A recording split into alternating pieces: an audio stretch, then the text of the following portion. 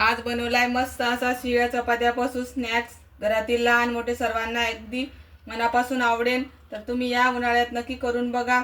सारखे सारखे कुटके चुरमा खाऊन कंटाळा येतो, तर या उन्हाळ्यात नक्की बनवा माझ्यासारखा स्नॅक्स। तर एकदम खुसखुशीत कुरकुरीत होतो हा स्नॅक्स आणि एकदम चवीला जबरदस्त लागतो। तर नक्की करून बघा। चला तर मग सुरू करू रेसिपी। श्री शिवाय नमस्तुभ्य मैत्रिणींनो, मी अंजली कुंभार माझ्या यूट्यूब चॅनलमध्ये तुम्हा सर्वांचं मनापासून खूप खूप स्वागत करते। तर आज बनवणार आहोत मुलांसाठी मस्त असा चटपटीत स्नॅक्स। तर तिथं शिळ्या चपात्याचा पण आपल्याला कंटाळा येतो, कुटके चुरमा खाऊन खाऊन। तर आज मी मुलांसाठी मस्त असा स्नॅक्स बनवणार आहे। तर इथं मी 2 चपात्या घेतलेल्या आहेत शिळ्या, तुम्ही बघू शकता। आता मी याला बारीक कट करून घेते। तर या पद्धतीने मी या चपात्या कट करून घेतलेल्या आहेत। आता आपण या थोड्या फ्राय करून घेऊ। तर इथे तेल गरम झालेलं आहे। आता एक एक करून आपण ही थोडीशी फ्राय करून घेणार आहोत। तर हलकासा सोनेरी रंग येईपर्यंत या चपात्या या पद्धतीने तळून घ्यायच्या। सर्व चपात्या मी या पद्धतीने आता तळून घेते। तर इथे मी सर्व चपात्या तळून घेतलेल्या आहेत, बघू शकता। अशा थोड्याशा ब्राऊन कलर आणि अशा कुरकुरीत झाल्या पाहिजेत चपात्या तळल्यावर। आता आपण याचा स्नॅक्स बनवून घेऊ।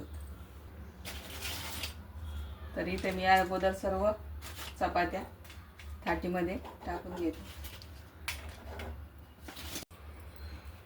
तुम्ही याच्यावर तुमच्या आवडीच्या भाज्या, कैरी, तुम्हाला जे आवडेल ते घालू शकता। तर मी इथे एक कांदा, थोडीशी काकडी, टोमॅटो, कोथिंबीर कट करून घेतलेली आहे।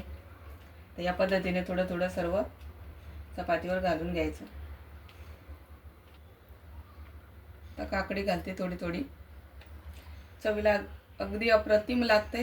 तर तुम्ही नक्की या पद्धतीने करून बघा आणि माझी रेसिपी आवडत असेल तर एक लाईक करा। कांदा टोमॅटो टाकून झाले, आता थोडी थोडी कोथिंबीर घालते। आता याच्यामध्ये थोडासा चाट मसाला टाकायचा,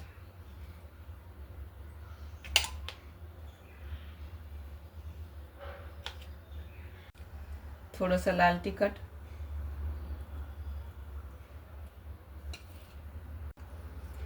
तर याच्यावर थोडंसं मीठ घालायचं।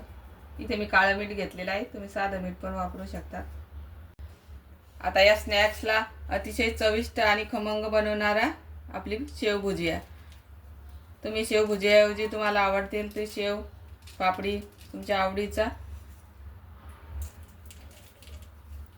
आवडीचे तुम्ही शेव पापडी काय पण घालू शकता याच्यावर। मी इथं शेव भुजिया घेतली। शेव भुजिया घातल्यावर याची चव अगदी अप्रतिम लागते। तर इथं तयार झालेला आहे आपला मस्त असा खस्ता स्नॅक्स तयार। लहान मुलांसाठी, घरातील लहान मोठे सर्वच आवडीने खातील। तर तुम्ही बघू शकता किती क्रिस्पी झालेला आहे, एकदम असा खुसखुशीत होतो आणि खायला पण एकदम टेस्टी लागतो। तर इथं मी 2 चपात्याचा केलेला आहे। तर तुम्हाला ही माझी स्नॅक्सची रेसिपी कशी वाटली नक्की कमेंटमध्ये सांगा। व्हिडिओ आवडले असल्यास लाईक करा, शेअर करा, सबस्क्राईब करा। धन्यवाद।